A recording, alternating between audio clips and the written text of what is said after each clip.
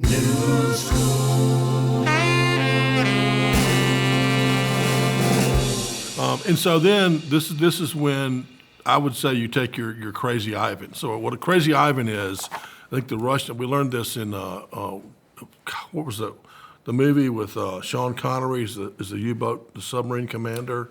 Hunt for Red October. Hunt for Red October, yeah. He was Crazy Ivan, where the Russian sub every now and then would be going along and just take a left for Didn't no know what he reason. was gonna- right. And then it would get straightened out and take, So I think your Crazy Ivan was when you interviewed with ABC just as an on-campus interview, right?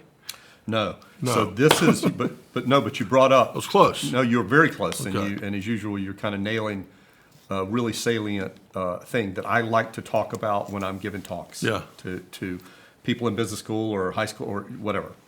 So I went to class.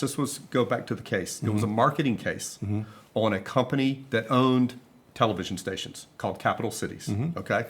One of the most well-respected companies in the country at Yeah. the time, run by superb people, Tom Murphy and Dan Burke.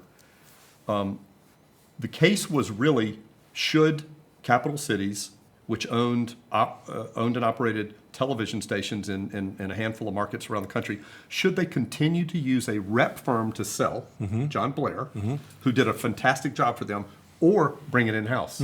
It was certainly going to be, based on the analysis, probably more economical as they grew to bring it in-house because you didn't have that extra payment. But they'd had such a good relationship with John Blair.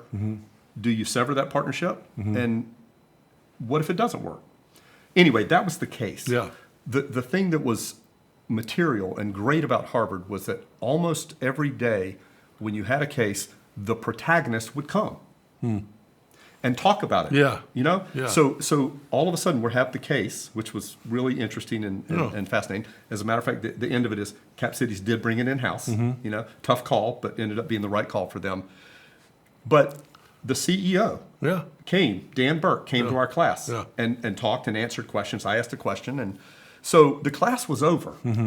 Cap Cities, separate thing for 1 second, Cap Cities, over the last year before this case, we even had this case, had acquired ABC.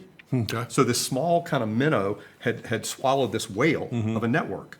And so it was now the new company was Cap Cities ABC. Yeah. Dan Burke, the CEO of the company, came to school. He was a Harvard Business School grad and came to talk about the case. Well, guess what? And here's the lesson for that I try to give everybody. He's standing there, we're sitting in his seat at the end of and the class ends. Yeah. And he has one more class because they have 2 cases they're going to do that'll start in 15 minutes. Well, everyone left. Except for me. Well, I didn't stay for any reason other than to go up to him and say, thank you. And I had asked him a question. Yeah. And thanks for answering my question. Yeah. And anyway, it's nice to see you. Yeah. So he kind of looks at me and he says, well, you're very welcome. That was a good question. What are you up to? And I kind of then had an open door and said, well, I'm second year and I'm thinking about what to do next year. And I'm just curious. We have 600 or 700 companies that are recruiting us, but you're not one of them.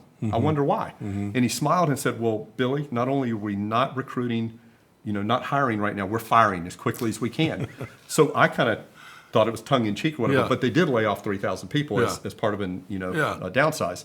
But I sort of said, well, I guess that answers my question. And he said something interesting, John. He looked at me and he said, you know what? We're always looking for good people. If you're really interested, why don't you send me a letter and a resume? And, who knows? So I go back to my room. I write him handwritten note, put it in the mail. And 2 days later, his office calls and says, Mr. Burke would like you to fly down and have lunch with him in New York. Wow. So it was crazy. Yeah. And so I'd get on the plane. I have no idea what we're going to talk about. Yeah. But because they had just acquired ABC and all of the creative was in Los Angeles, at lunch, he and the head of ABC Direct had me at lunch. And midway through, they said, well, we would be interested in having you join us and move to Los Angeles to learn programming and be our liaison. So I'm sitting there. I'm 25. Let's see. No, I'm 20. At the time, I'm 27. I'd been on Wall Street and then the Rotary year, so I'm 27.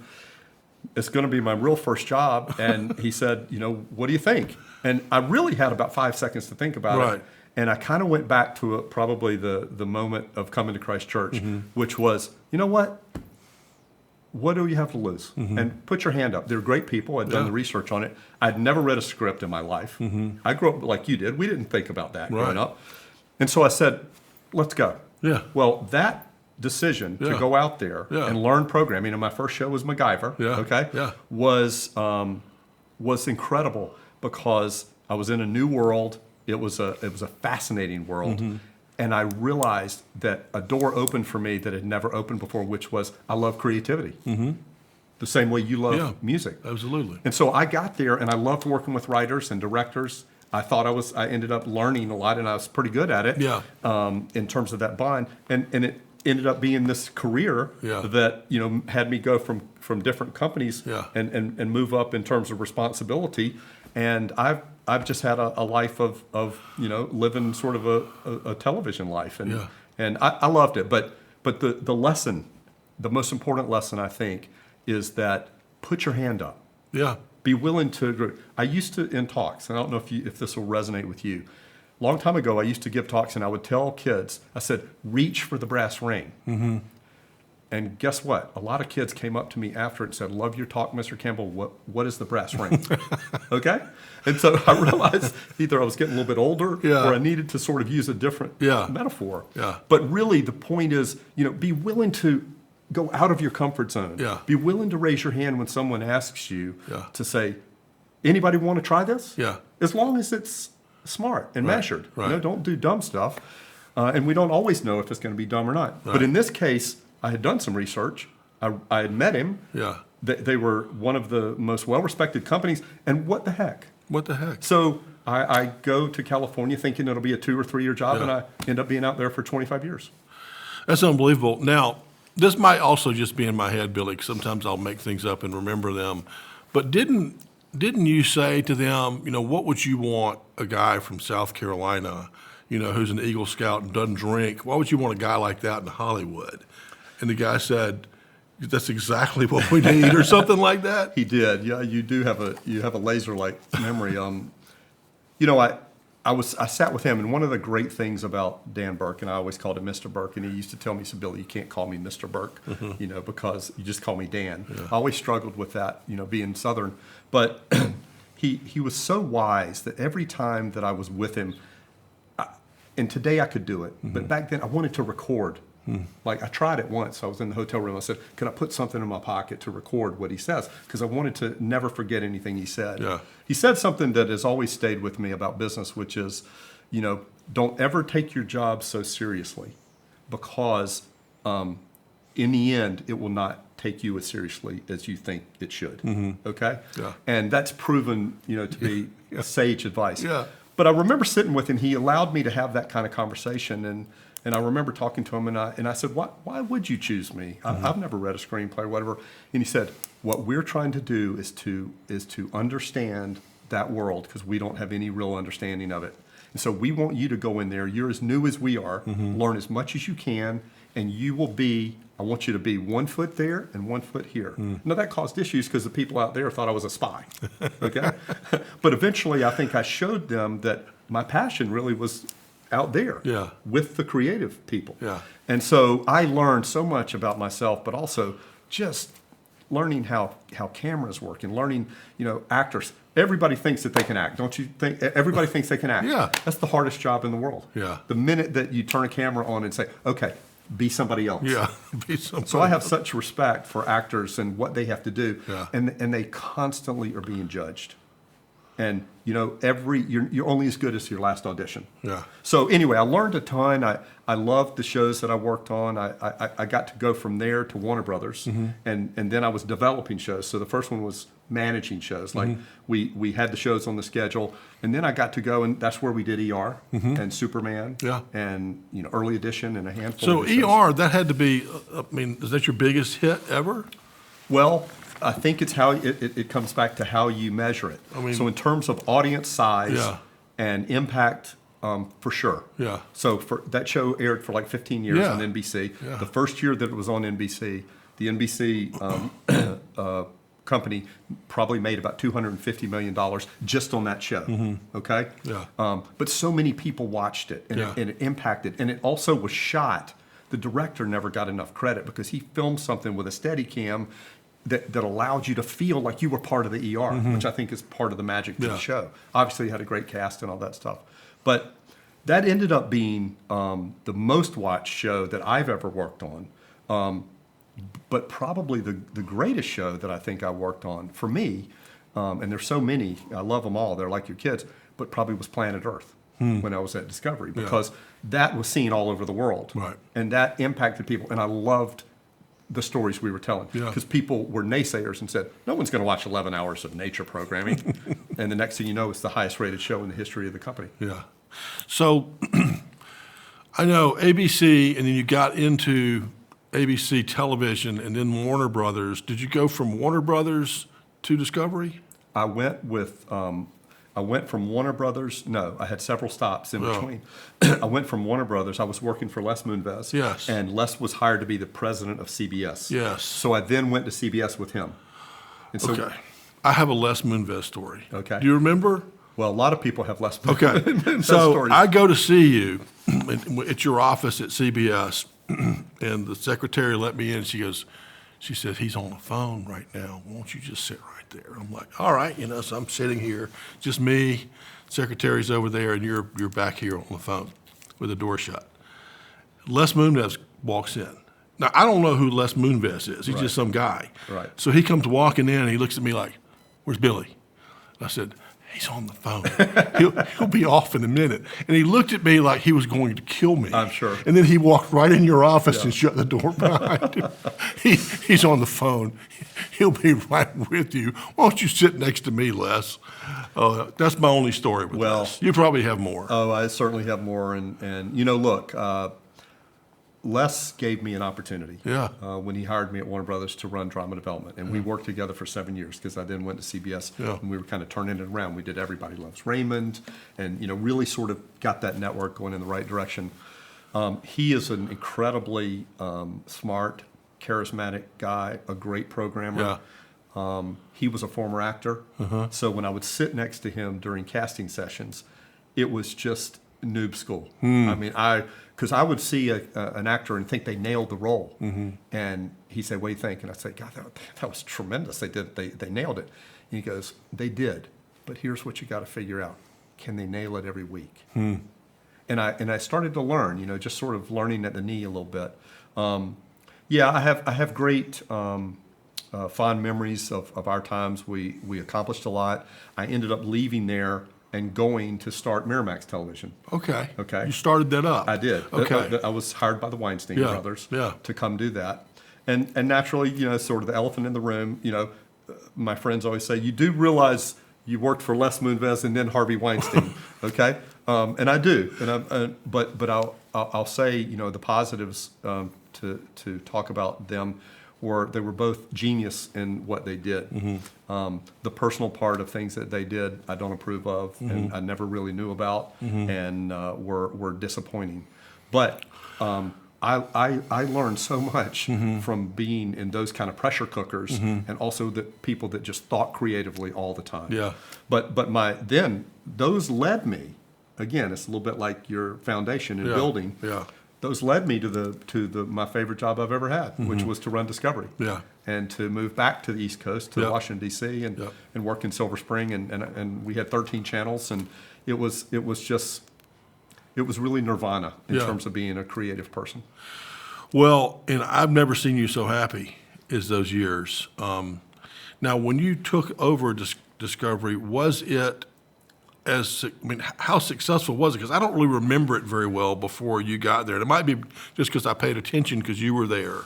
But did you do a lot of stuff to make it much better immediately? Well, so let's just put it this way. And that having played basketball together, we did a lot of stuff. Yeah. Okay, I happened to be the president, so I got blamed for things and I got credit for things that some I deserved, some I didn't deserve. But on the whole, you're only as good as the team you have, and when you're running sales. I mean, your people that are knocking on doors is who you have to depend on. I hired really great people, both as programmers, as marketers, and especially on the sales side. When I got there, the company was a little bit moribund. I mean, it was things had sort of. I'll give you an example. So everybody talked about Shark Week. Yeah. Okay. And that was one of the original concepts that Discovery put them on the map. Yeah. It was a week in programming in the summer, every summer, and always did pretty well. But when I got there, the ratings were like on a nosedive. Mm-hmm. And I think the ratings prior to me getting there were probably down about 35%. And I couldn't figure it out. I mean, everybody talked about Shark Week. We all knew it. It was a great brand. So as we started to dive in and uncover it a little bit, several things had happened. One, it had gotten a little stale. They were using sort of the same shark footage they'd used for a long time. So there was not much new stuff that you'd seen for years. Yeah. There was very little personality to it. And the marketing just wasn't, sort of popping. Yeah. I did something very controversial, and got the team on board. But I went to my boss and the board, and they looked at me. I'm sure they looked at me like, I was crazy at first. But I said, let's just give it a shot, and we will stay true to what Shark Week is. It'll be about science, but let's just market it a little differently. So, ended up having Shark Week hosted by Heidi Klum. Okay, we took her down to the Bahamas. We taught her to scuba dive. We taught her to feed the sharks. We obviously had a few shots of her coming out of the water, doing like that. Yeah. Ratings were up 46%. Nice. Now, the reason was not just because, you had a beautiful woman in there. That helped a lot. But it was the ancillary things, which were we improved the way that we shot. We used new technology. We did stuff where for the first time ever we captured, and I give the crew a big check mark for this. We ended up filming great whites breaching, chasing a mechanical seal off the coast of South Africa. And at that time, very few people even knew or thought that great whites breached there, that it was only most out on the Barrier Reef. Yeah. So we had new footage. We marketed it differently, but also the fact that Heidi was doing it and talking about it, we got coverage all over the world in different media than we ever had. So it ended up being great. So it goes back to your question, which was, I think that when I got there, people were risk averse. I allowed them to take risks. Yeah. We brought in some new people. Yeah. I got the best sales guy in the world who started to work with advertisers to allow them to participate in the programming instead of just buying the programming. And it ended up being great. But I loved the fact that we put great personalities on, like Mike Rowe with Dirty Jobs, the Deadliest Catch, that was people great. up there, Yeah. Mythbusters, Anthony Bourdain's first show. So was on Travel Channel. how did you get, who had the idea for Deadliest Catch? Well, we had 13 channels, and so Okay. we were bombarded with ideas all the time. Okay.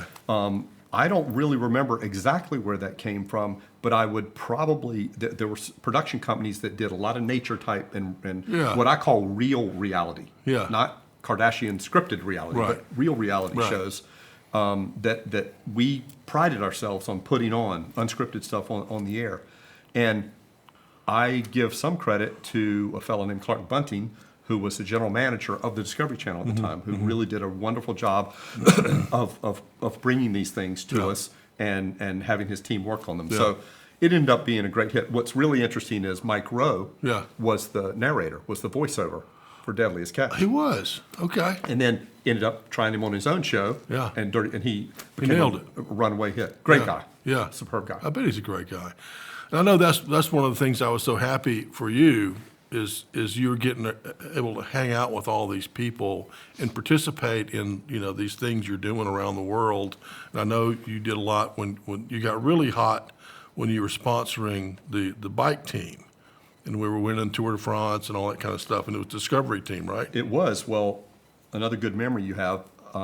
I was flying across the country and was reading the paper that the U.S. Postal had sponsored the U.S. Postal cycling team with Lance Armstrong as the lead rider for 5 or 6 years, and they were decided to let the sponsorship go. And so I remember just thinking to myself, I was like, well, why shouldn't it be the Discovery Channel team? I never really believing that I could either get my bosses or the board to, but I sort of started to investigate it, and I thought, you know what, we're a global company. I did some research to see how many millions of people around the world love cycling. Much more at the time than Americans. But we had this American Lance, Yeah, the most who was famous. really a hero at the time. Yeah. So it was a magnetic personality and became a magnetic sport. Highest ratings in the history of some of those channels and certainly of the tour. But I remember going and finally saying, I think that he can be a spokesman for us. It'll be awesome all over the world. You know, the three big races are in Italy, France, and then Spain. Yeah. It'll be great for those markets for us. And it's going to say Discovery Channel.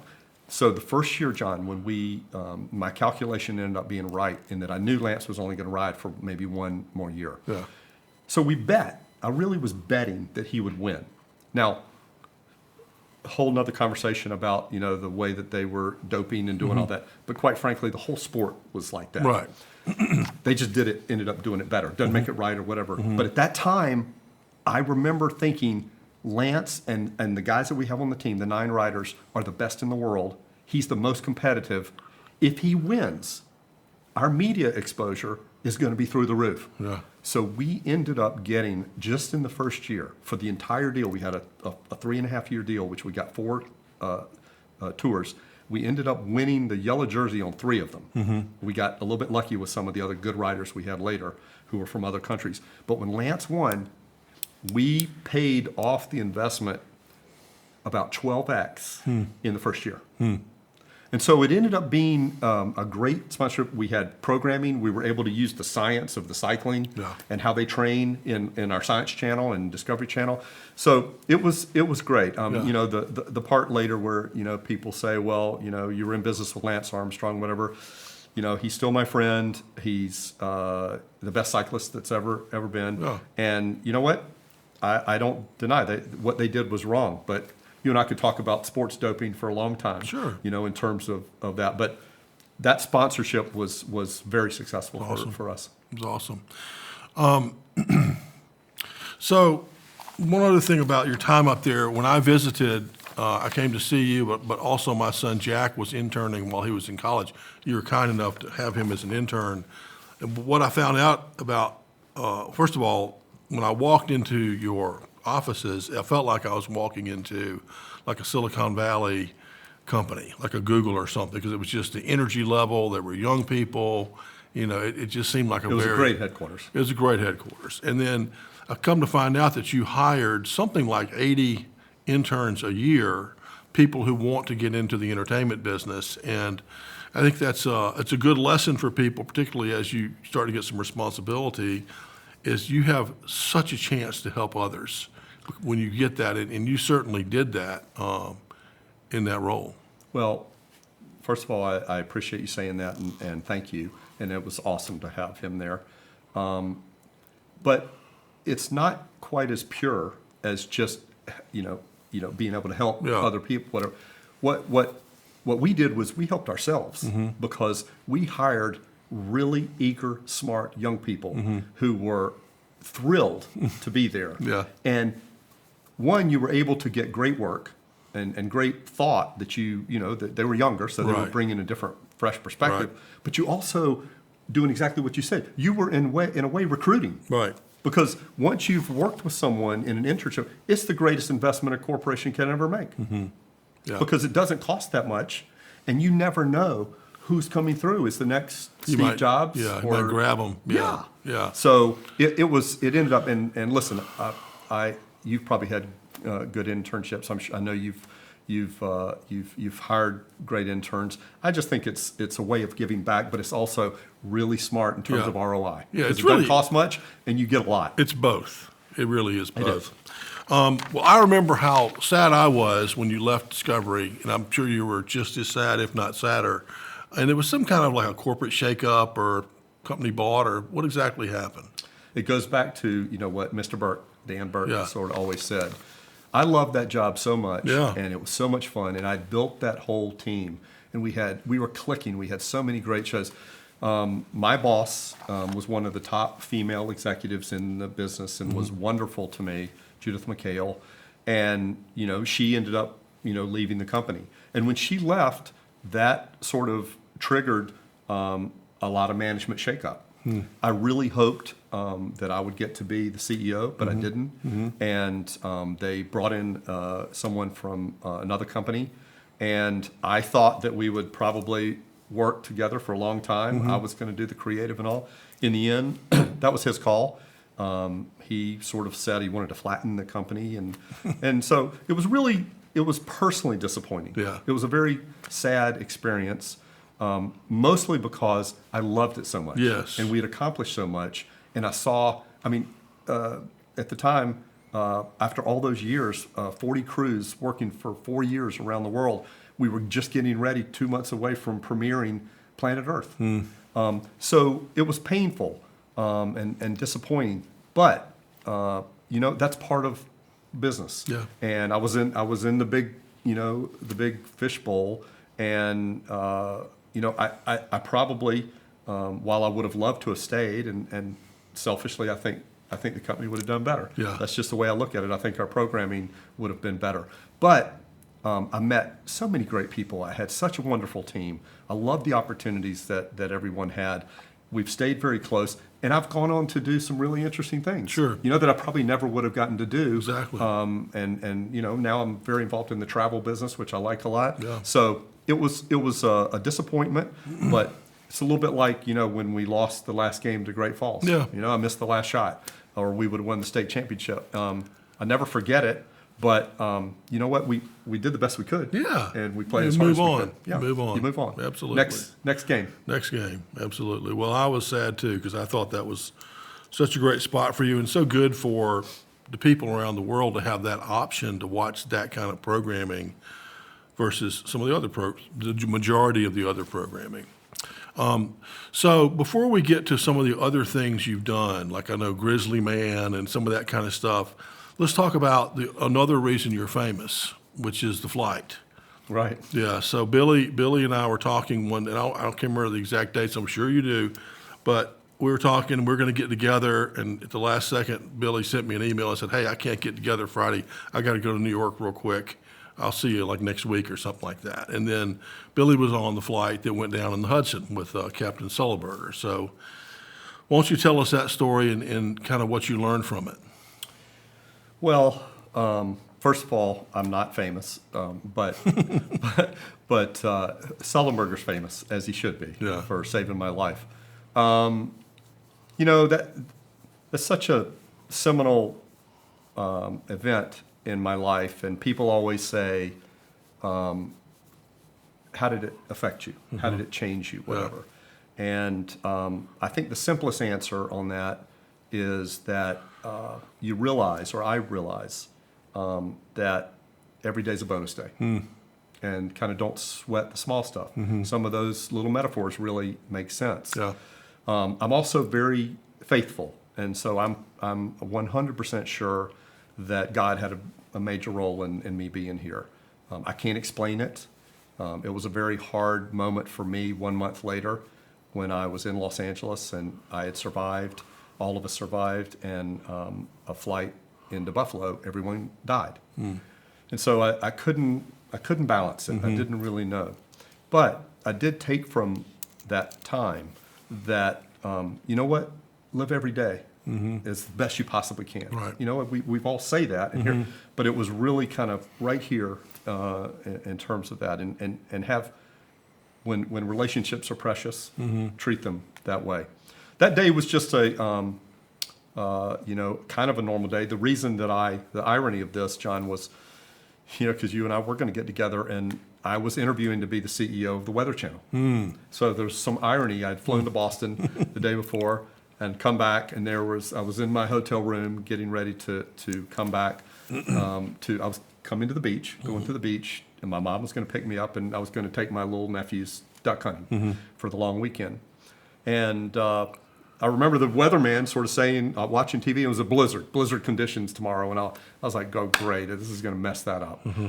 For some reason, it was blowing like crazy till about 11 o'clock, and then it blew out. And in its own bizarre way, that had an impact. Because when I tell my story about the whole event, and it's a long story, and so I would encourage you to, it's on YouTube if you want to watch it. About what happened, I really focus on 12 miracles that happened. And that was one. That the fact that this blizzard came through, and as you know, after a storm comes through, there's always a calm. Well, that calm allowed the Hudson River to be flat and just, as slick as could be. Yeah. And we were able to land. Yeah. That was part of it. But there were a lot of other things about I had a genius pilot who made the right calls. Right. He was a glider pilot. Yeah. He focused on safety. We landed at 3:45. Just so yes, you're right. It was July. It was January 15th, 2009. So I Okay. remember to the day I and figured. to the Yeah. hour. Yeah. But it was one of those things where I think the lesson for most people is you don't know.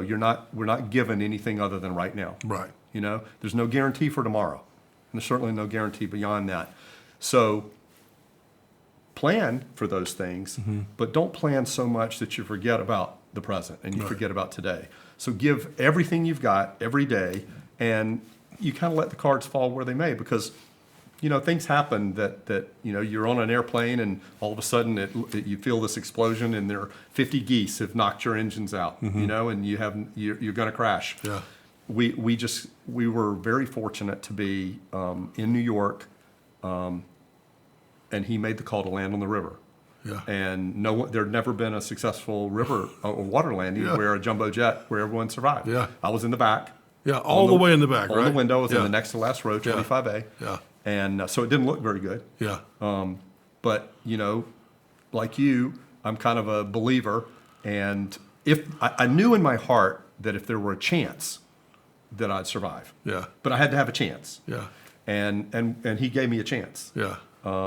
But I think the other important message is when I give the talk, I talk about when things don't look so good. Mm-hmm. There are lots of days in our lives when things don't look so good for whatever reason. Yeah. Business doesn't work out, your health, family issues. Yeah.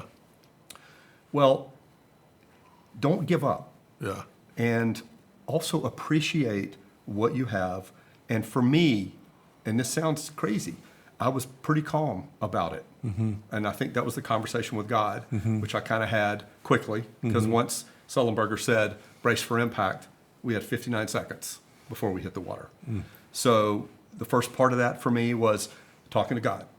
So God, at the time I was 49, I said, I've had 49 great years, but I'd really love another 49, but that's not my call. Yeah. So that's up to you. Yeah. And then the second sort of part of it was I had this kind of stunning, you probably had it with music, and it was almost a kaleidoscope of life memories. Us playing hoop, winning the state championship in football.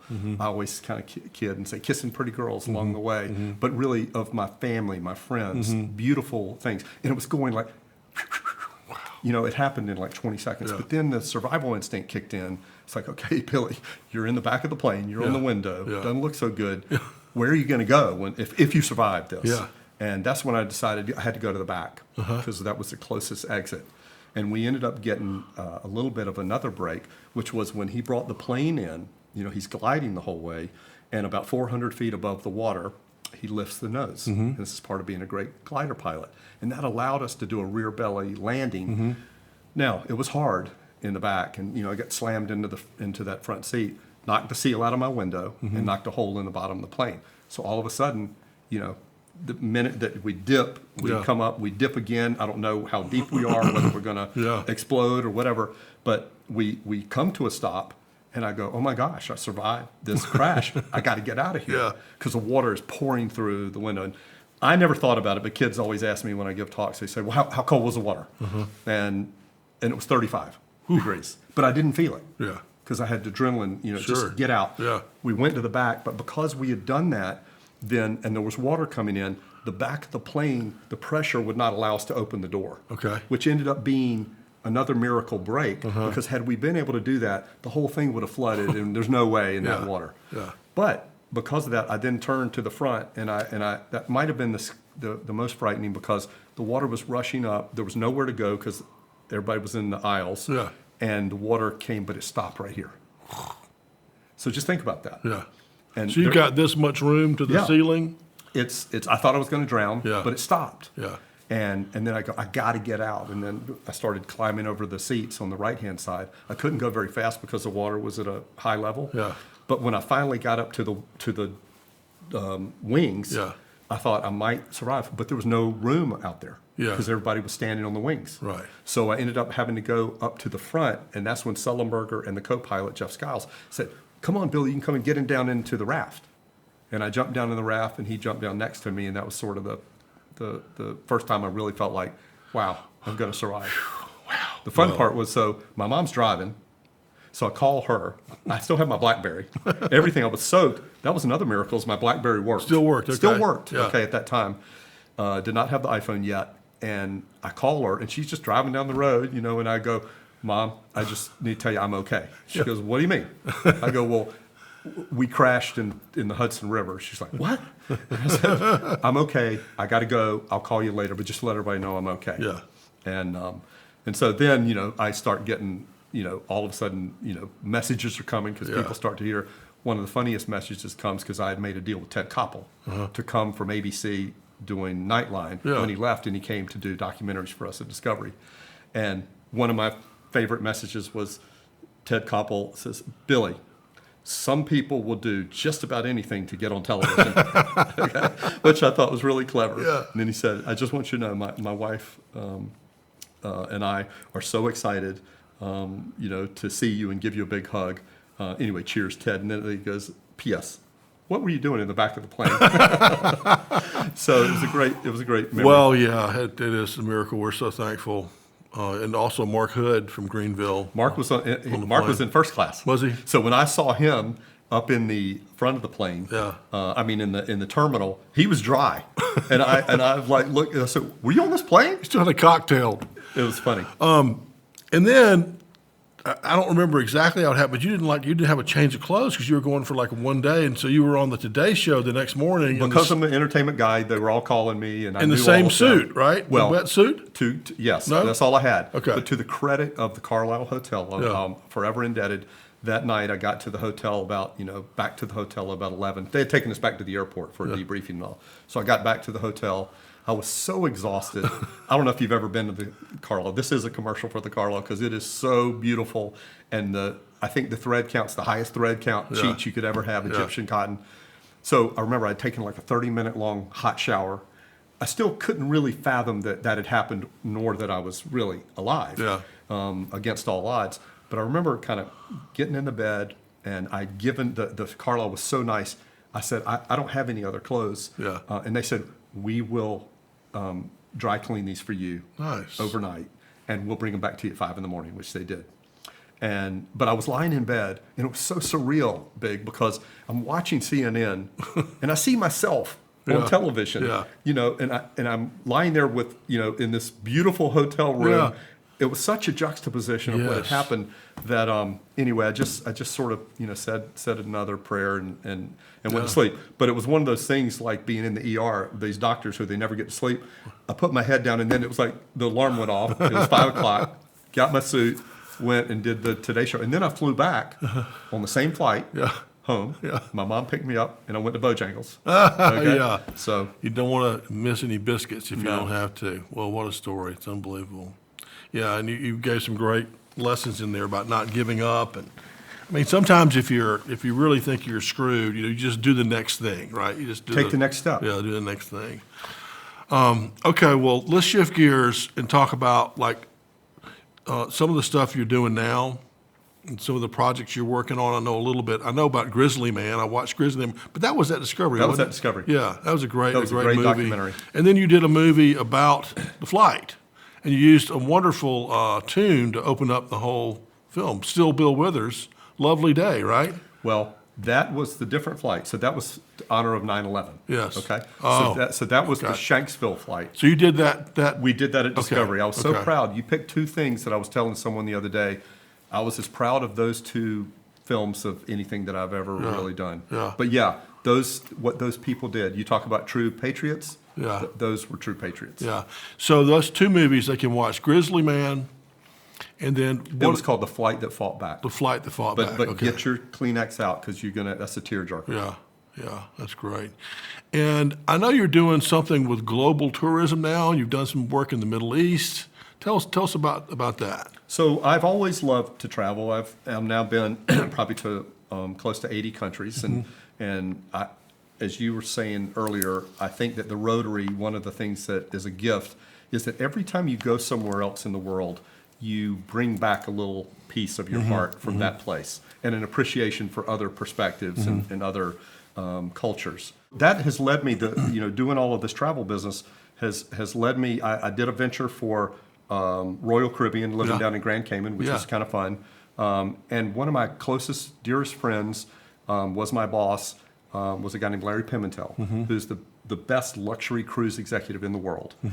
He's doing a really cool project now that I'm helping him with a little bit, which is sort of partnered with Four Seasons, and they're going to launch a new cruise line. But I've always loved travel, and then when I did the Royal Caribbean project, it introduced me to some other amazing people in the travel industry.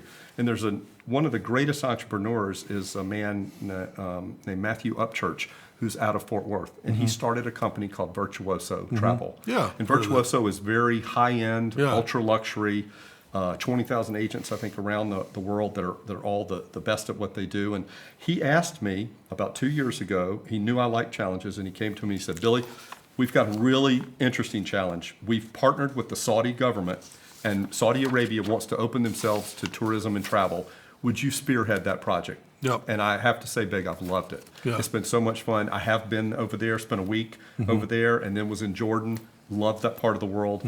Saudi Arabia is fascinating. I'm not a cheerleader for Saudi Arabia, but I'm an advocate. Yeah. And there's lots that they're accomplishing, and they have a long way to go. But I'll tell you, they're doing some amazing things. And on the travel and tourism side, I was knocked out by just the history. In one area of maybe 15 kilometers, you can see 10,000 years of history. It's stunning, and very few people have been there. Right. They're opening wellness resorts all along their part of the Red Sea. They're going to be the best diving and sort of most focused on health and wellness of any resorts in the world. So it's been challenging, and it's been fun, and I loved the Saudi people. So Virtuoso has been a great partner to do. And then, I'm like you. I'm just doing, I'm doing some television stuff that I really like, and I'm very excited about other things in media and in travel. Travel is getting ready to really explode because you've seen what's happened now that COVID's over. And so people are kind of excited to get out into the world again. The media business is turned upside down, the television business. So there's now even a creative strike. All the writers and the creatives are on strike in Hollywood. I hope that gets resolved soon. But the business has been sort of brought to a standstill. And the things that you and I watched growing up don't exist anymore. Like the major networks, if you tell your kids or I tell my nephews, they're like, well, I have no idea what's on ABC or what's on NBC or whatever now. Or what is ABC? They don't even know. It ends up just being something they usually think about for sports, okay? What's really been fascinating is to watch what technology has done. And I know, as a technologist, you follow it really well. And the streaming part of allowing you to watch what you want, when you want, how you want, and where you want is stunning. A fun anecdote, when you and I were coming along, and so I was 22, 23 years old, working on Wall Street, we used to use, this was a reference we used, okay, on Thursday night, I'll meet you at such and such bar after Seinfeld. Now think about that. If you said that to a young person today, they would look at you like, first of all, that's stupid. What do you mean? And two, I can watch Seinfeld anytime I want. Why would I allow that to dictate what the rest of my life's going to be? So technology has really allowed for great advancement in certainly in television. It's amazing. I mean, I can't remember the guy's name. It's like Oliver Darcy or something. The guy who just had that hit song, the country song, and he recorded it. He recorded it on his iPhone. And he's number one in the world. I mean, well, I think that's think about this. When we were growing up, if you used the word viral, it was always horrible. It was bad. Today, it's like high five. It went viral. It went viral. So it's a big shift in terms of what social media does and how it reaches people. Well, I'm sure you're figuring all that out, and look forward to seeing what else you're able to do, get done, because you're like me. I mean, people often will ask me, like, why are you still doing all this stuff? I'm like, I like doing this stuff. I'm still curious. Every day is an open page. Yeah, So absolutely. put something interesting on it. So let me ask you this, a couple of quick ones here. What's your favorite book? Wow, I saw you when you mentioned that you were going to ask me a couple of these favorites. It's always hard to choose, but if you force me into doing that, because I'm going to end up asking you the same, I would say The Prince of Tides. Oh, wow. That's a great book. I love that book. And it's also South Carolinian, Pat Conroy, one of my favorites. And I also just felt like when I read it that I was home, and I saw myself in the book at times. Yeah. So I live at the beach. I love the beach. And so that, just the way he described our life in South Carolina, especially in the Low Country, was I've always found to be dreamlike. Wasn't Callanwald in that book? Wasn't that like one of the villains? Callanwald? I think so. It's funny because when the movie came out, I was so disappointed because it didn't. It's like most things. Sullenberger the same way. Yeah. To me, they're not true to the story. Yeah. But I hadn't read that book. I need to go back and read it again. But I loved it. I love that book. And then favorite word? So I would probably ask you to let me go with two. All right. And to keep with our musical bond and our motif, I'd probably quote my friend, our friend, the Reverend Al Green. Yes. And I would probably go with my two favorite words would be love and happiness. Love and happiness. That's great. And is that going to be your favorite band also? No, because you said to me, favorite band, and I was going to ask you for latitude to say artist. And I'd go with one, band, and then I'd go with one that you and I loved growing up and I still love.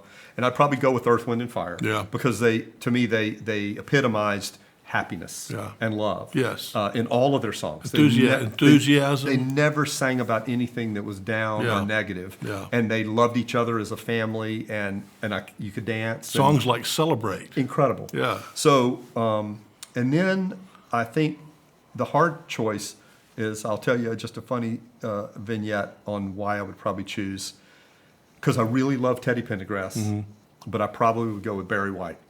And for three reasons. One, because my dad loved him, and he introduced me to Barry White on an 8-track, going way back. Yeah. The second thing is because I got to meet Barry in person. Wow. When he was playing at the Greek Theater when I lived in L.A., Yeah. and he was the nicest person, one of them I'd ever met. Yeah. Humble, sweet, and he was just so good at what he did. He didn't try to do anything that wasn't in his sort of métier. And then I think the last part was I took a picture with him. And I used to send out Christmas cards a long time ago, and it was kind of me somewhere different, doing something different, whatever. But that was my favorite one. My friends liked, I know I sent you one. It was a picture of Barry White and me at the Greek, and I said, wishing you a very, very white Christmas. So I'm going to go with Barry White and Earth, Wind, and Fire. That's strong. That's very strong. So last question, is there anything you want to promote today? No, I think the only thing that I would promote is what you've asked me wonderfully, which is a personal message to everyone to focus on love, to focus on happiness. We're watching what's going on in the world with Ukraine, focus on peace. Those things are important. We talk about them all the time, but they're really important, both personally and globally. And I also think that I'd come back to the message of, life's pretty good when everything's fine, but it's not always going to be that way. And we all have bad days. Social media obscures that sometimes because everybody looks at it and goes, oh, I can't believe I'm not there. I can't believe they're doing this. That's not everybody's life every day.